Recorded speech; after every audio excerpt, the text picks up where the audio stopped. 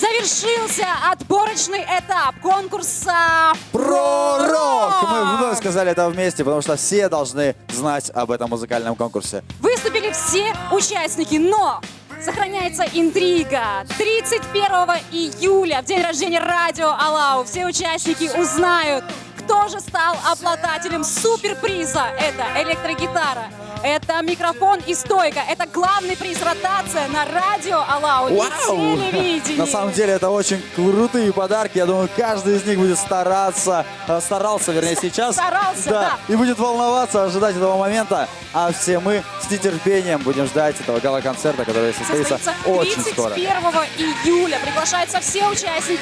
Большое вам спасибо. И давайте все вместе крикнем: до свидания!